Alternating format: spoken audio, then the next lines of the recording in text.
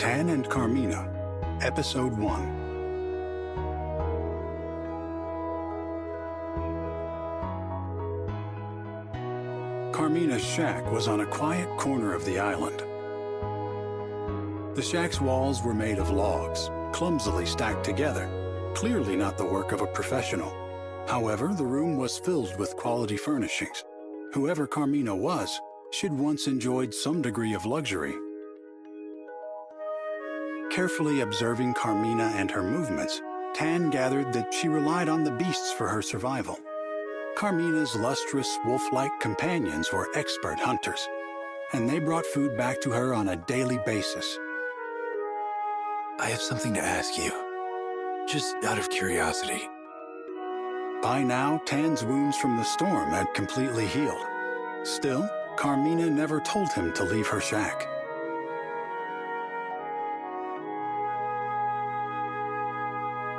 Of course it's out of curiosity. Carmina chuckled. Why else would you ask? She glanced up from the tree nuts she was sorting. I mean, I'm really curious about you and this place. I'm nothing but curiosity. Tan's sudden burst of candor surprised even himself. Flustered, he continued shelling the nuts as if he'd said nothing. Well, go on, ask away. Adolfo and the others, they're not from this island, are they? Is that the only question you have? Sure. You're a bad liar. I know there's more that you want to ask. There is, but for now, you saved me. That's enough for me. Carmina chuckled once again. You're a kind person, Tan. I can tell. Said Carmina, gazing into Tan's eyes. I'm kind? And here I'd always thought the people of Fantasian were all cold-blooded. Tan was speechless. How had she known where he was from? Your gear gave it away. And you're from Dora, right? Dora was one of many small nations that Fantasian had invaded, destroyed, and taken over. Dora no longer appeared on any map. Its culture and language had been wholly consumed by the Fantasian Empire.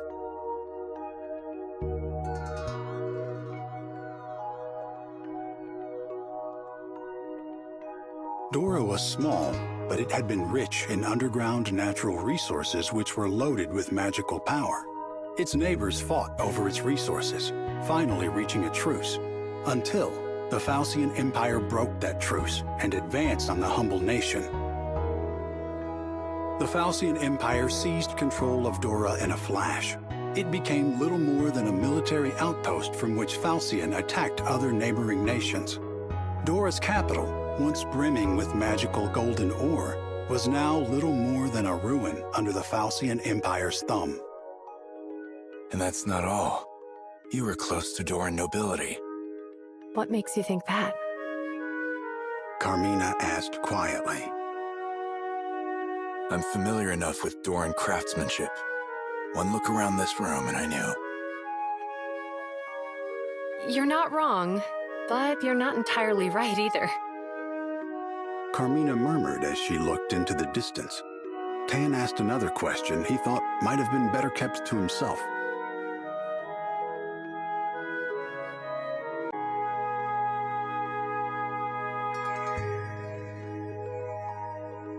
You're the chief's daughter, aren't you? Carmina nodded. Tan felt a strange sensation, like blood draining from his fingertips.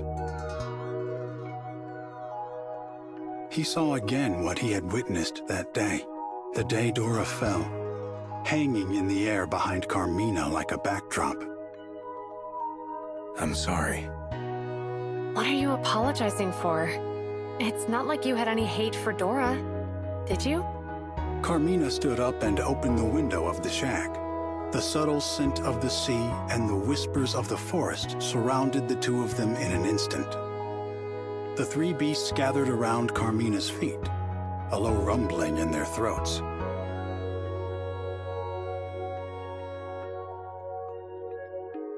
We're the only ones who escaped here, to this island. Said Carmina, stroking the beasts tenderly. Adolfo gave his life to shield me from an incoming arrow. But my father, our chief, revived him. In his final moments, he used Doran magic to turn Adolfo into a spirit beast. But I'll never know whether that's a choice Adolfo would have made for himself.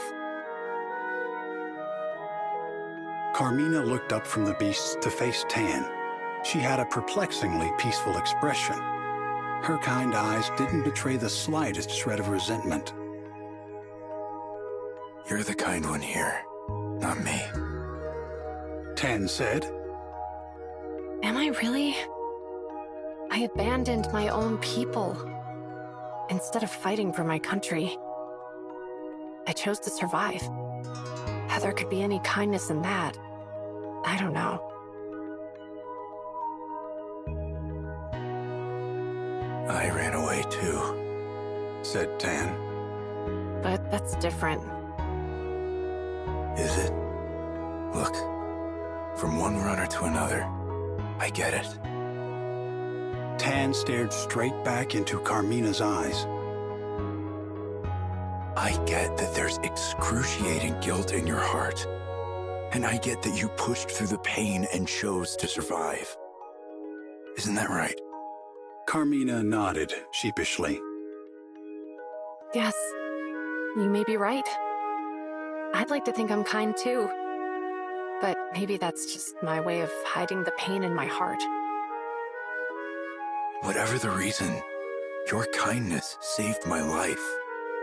So as far as I'm concerned, it's real. Sincerity shone from Tan's eyes as he looked at her. She smiled back at him again. Thank you. Tan, I knew you were kind too. Tan and Carmina, Episode 2.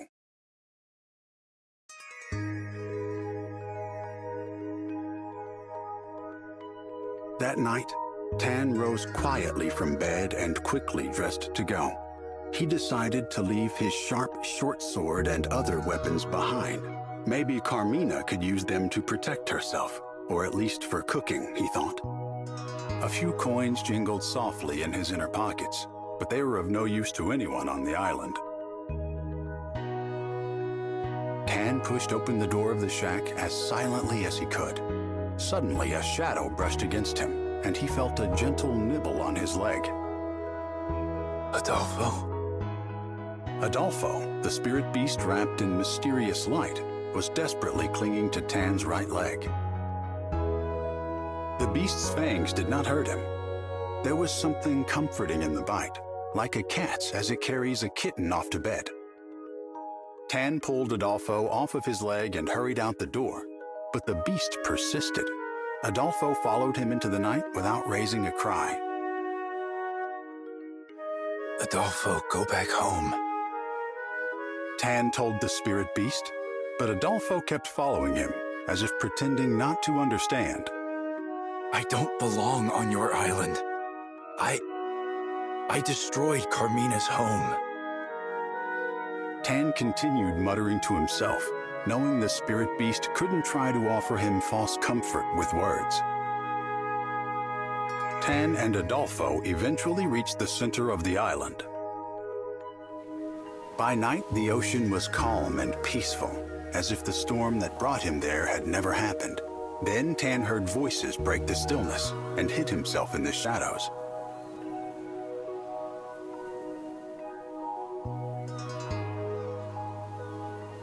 This island is right between Fantasian and Vibra. It would make a fine outpost for our invasion. And it looks like the Vanguard unit's boat ran aground near here.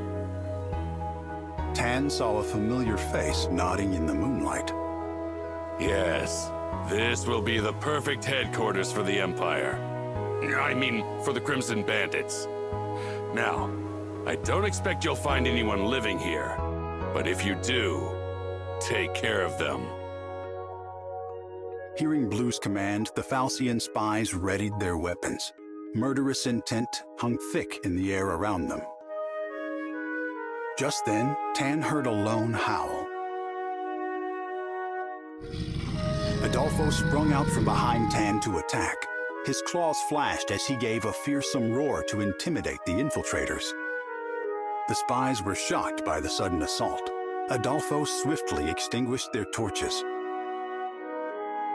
Despite all their rigorous training, the invaders' eyes were no match for the spirit beasts in the darkness. Adolfo knocked out one of the spies, allowing Tan to step in and scoop up his weapon. Blue immediately caught sight of him and called out, "There's someone here! Take him down!" Adolfo growled fiercely. Tan steeled his resolve. Blue! Tan cried out as he launched himself off the ground, swords point first, towards his former leader. Blue sensed Tan's murderous energy behind him and dodged. Tan's blade missed him by a hair. Ha! So you're alive! Blue laughed loudly, mockingly. Tan hopped back, putting some distance between himself and Blue. Good to see you're still kicking, Tan. This island would make a perfect base. Don't you agree? Ignoring Blue's taunts, Tan lunged once again. Get off of this island, Blue! Tan felt Blue's knife pressing towards him hard as they clashed. Just as they were close enough to graze each other with their blades, Blue shoved him away with ease. Then he raised a fist and struck Tan on the temple. As Tan staggered back from the blow, Adolfo leapt at Blue.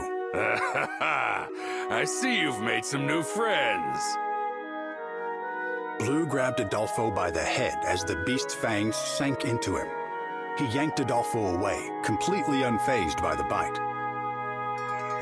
I knew it. You've gone traitor. And now you've gone soft. I mean, babysitting puppies, Tan? As Tan fell to his knees, he felt a strange current of magical energy surround him.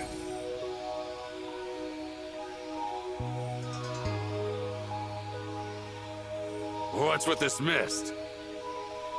Blue murmured with uncertainty. A cold fog wrapped around Tan as if it had purpose. Small particles of water soaked into his skin.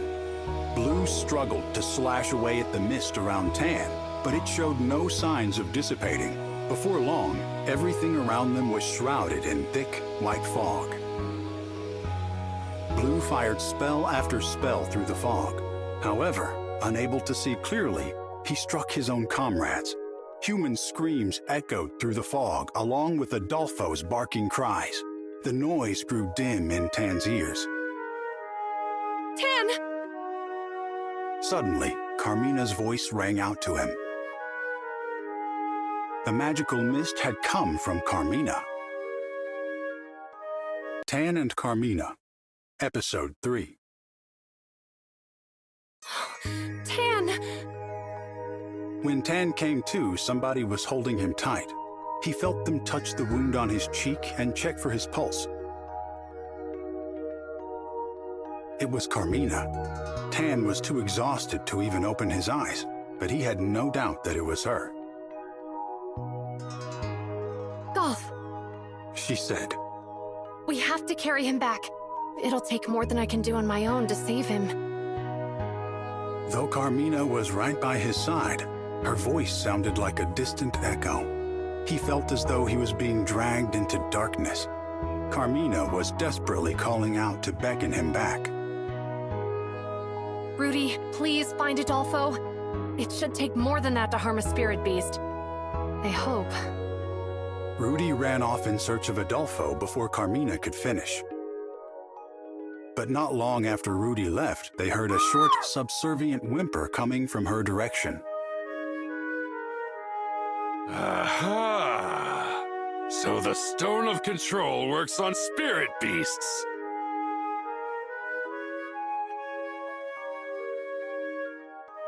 The triumphant voice belonged to Blue. He still stood, framed by the rising sun. Adolfo cowered behind him. Tan struggled to stand and face him, but he could only tremble as if his hands and feet were bound. Rudy! Carmina cried out, reaching for the mother spirit beast. But it was too late. Blue grabbed Rudy by the neck and tossed her away. The injured beast tumbled down into the rift formed by Blue's magic. Golf snapped at Blue, desperate to protect Tan and Carmina. But Adolfo mercilessly drove Golf away from his new master. This stone of control is something else.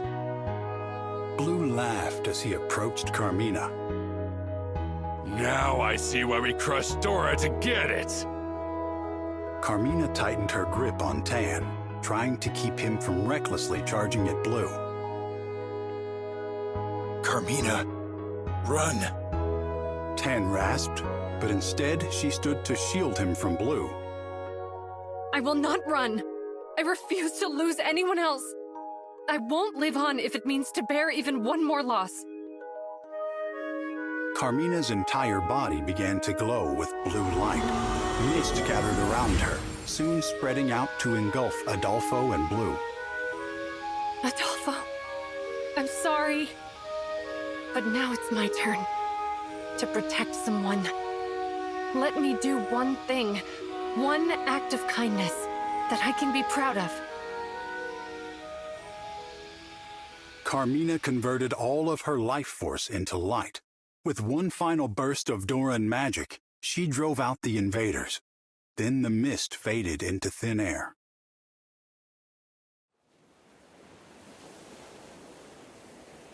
Wrapped in sunset, the island felt truly deserted. Tan woke sluggishly and took Carmina's body in his arms. He called her name again and again, but it was to no avail. Carmina would never smile for him again.